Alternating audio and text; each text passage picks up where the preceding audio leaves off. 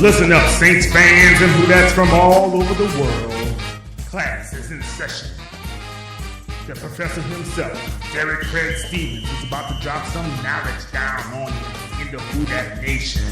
So get out your pen, your pencil, your pocket protector, your tablets, everything you can, and listen up. It's time for the Professor Speaks.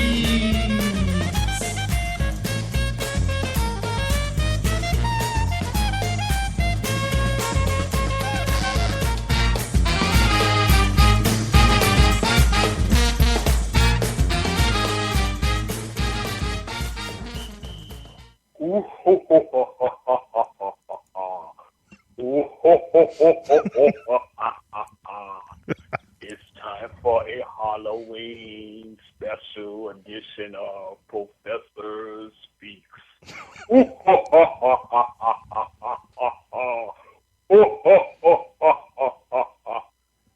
Oh boy. Hey, what's up, Who-Dat Nation? I hope you enjoyed those special effects. Friday the 13th, although it is Friday the 28th of October. It's not actually the 13th, but I know all of you guys out there watching your Friday the 13th Halloween movies, Insidious, and all the Poltergeist 1 and 2, and Exorcist, and all that demonic trash. I won't be watching any of that, but I know it's the scary time of the season when people are trick-or-treating and all that good stuff. Just be careful. Be safe, people out there. Make sure you ensure you watch over your kids.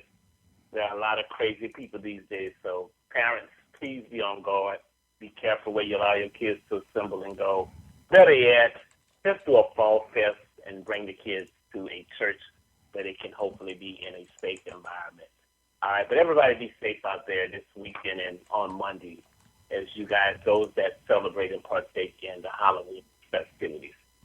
Well, anyway, we had a trick, not so much a treat, last Sunday in Kansas City. Our team, the boys, lost a very tough game where they fought hard but just could not pull it out, 27-21. And if you listen on Tuesday to Rev, Deuce, and Brian, they did an outstanding job. KT and the crew did a great job on Wednesday. Coach Rick did a great job. So I'm just going to wrap it up with the grades, and we'll do 1 hour, and we're going to be out of here.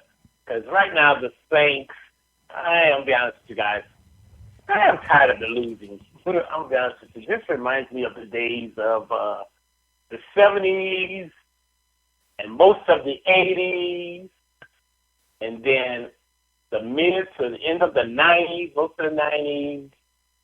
And then we turned things around and became a competitive team most of this decade, and we won a Super Bowl. And now the team is kind of like reminding me of those old Saints with all this losing. Do you guys know that the Saints, and under Coach Payton, including all the preseasons, the last 3 preseasons, and 2 1/2 regular season, Saints are a dismal 17-33. The record: 17 wins and 33 losses. That includes preseason 2014, regular season 2014, preseason 2015, regular season 2015, preseason 2016, and the current 6 games of regular season 2016. We are only winning 34% of our games. Now, if you take off of the preseason games, which is a total of 12 games, then that puts us at 16 regular season wins and a total of 22 losses, which brings us up to 42%. Whoop-de-doo. So we're not winning many of our games. For all of Who-Dat Nation, it's tough times. Now, the great thing, positively, we're in every game. We're competitive. So that's a good thing. We're not getting blown out of our game. So that gives us hope. We're losing games. If you look back over these last, the 4 losses, that we've lost these games if you can combine 4 plays. If you look in each of those 4 losses, there's 1 play each game. Had it gone differently, we would have won the game. Now, there's multiple plays within those 4 games, but if you just pick one out of each game, Craig Robinson interference, we would have won the Raiders game. The blocked field goal against the Giants, we could have won that game. The pick 6 against the Falcons, that game might have had a different outcome. The pick 6 against the Chiefs, the Nick Fairley personal foul, the Mark Ingram fumble, that game could have had a different outcome. So we could have been 5-1, 6-0, but you are what the record states, 2-4. So the problem with the Saints, as I've been stating for quite a while, is that we are not winning the close games on a regular basis. We won 2 close games, Carolina and San Diego, and the San Diego game was really a Christmas gift. The Carolina game, we should have won that game. We outplayed them, but we almost blew that lead. So what you have here is a team that's playing 2 or 3 quarters a game, but they're not playing 4 complete quarters. That's where I believe the team has to improve so that we can stop losing these close games. Do you know also that the Saints for nearly 135 times have turned the ball over in a game? I think it's around 135 out of a total of 166 games under the Mickey Loomis, Sean Payton regime, although Coach Payton was not there in 2012. Do you realize that with the Saints and everything that's going on with them in terms of the turnovers and everything else, that Drew Brees is still continuing to break records? So we still have a Hall of Famer and a quarterback that if Drew was not on the field, we wouldn't even be in the game, regardless of his pick 6 and turnovers. We wouldn't even be in the game if we didn't have Drew. So I don't know what this thought is going with the Saints about, we'll see, giving Drew 1-year extension. You might want to go and renegotiate that and give him an extension until through 2019. Just saying Mickey Loomis, Coach Payton, because Drew is not showing any signs of slowing down. He has 17 touchdowns and 5 picks.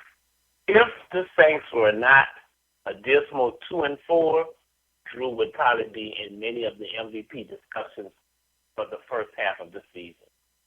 So, who knows? Hopefully, we can turn it around this week as we face a injured Seattle Seahawks team, as well as a Seahawks team whose offensive line and offense is running inept. The returning of Jimmy Graham coming home. So it should be an interesting and enlightening and very great game on this Sunday at 12 noon in the Mercedes-Benz Superdome. We'll get to discussing the game in a moment. My co-host, Mr. Brendan Boylan, will join us a little later. He's calling a game down there in Gardner Webb. I should say up there in Gardner Webb, North Carolina, where he attends school, and he'll be on with us shortly. I have the head almighty, Mr. Kyle T. Mosley, who will be on with me and discussing with me in a moment. So we're going to start passing out grades, and let's talk about the game itself and my grades for this game. So grab your tablet, cell phone, your desktop, turn it on if that's what you like, or the old-fashioned way before computers, a good piece of paper and pencil, because the lecture and class is in. All right, guys, before I get ready to talk, this show is sponsored by Feather Pretty, LLC. Check out my dear sister and great friend of mine, Yvette Wilcox and Patrice Sereno. Go out there for all you ladies that like to get your Saints gear and some really, really nice women's apparel. Check out Feather Me Pretty, LLC. Check it out. Also, Biz Cash Fast is a consulting firm that specializes in helping and assisting business owners how to streamline their profits, taking a look at their HR as well as their financials. And then from there, if you pass that test, then they will also assist assist you with funding so that you can expand and grow your business in situations where you need to expand with personnel or make additions to your business in terms of a restaurant or anything. So if you need any funding or you need help in the area of professional expertise help, contact Biz Cash Fans. Go out to www.bizcashfans.com. Great set of consultants there that will help you and assist you. Also, check out if you're any type of young person or older person that's interested in doing entertainment, music, the arts, interested in breaking through in Hollywood, New Orleans, or Atlanta, or New York, since those are primarily the four entertainment points now for productions of movie and TV shows. Check out my boys, Tom Anderson and Kimmy Smothers at the New Orleans Art Institute.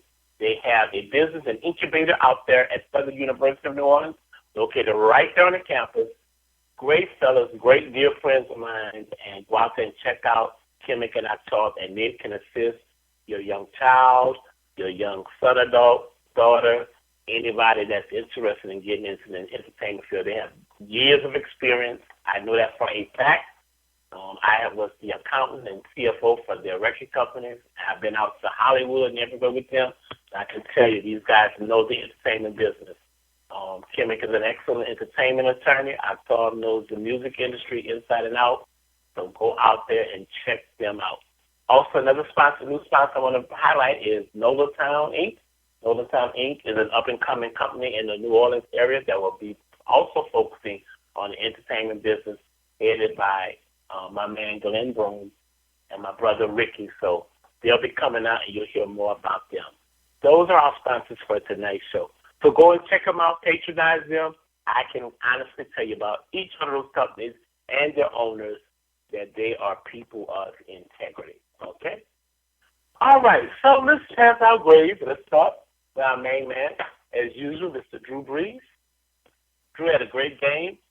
Unfortunately, the pick six was a bad spot that I had to mark Drew off, and something Kyle brought up on Wednesday, the 5 drives after the initial score by the Saints that went kind of just belly up in the first half, which led to the Saints only scoring 7 points.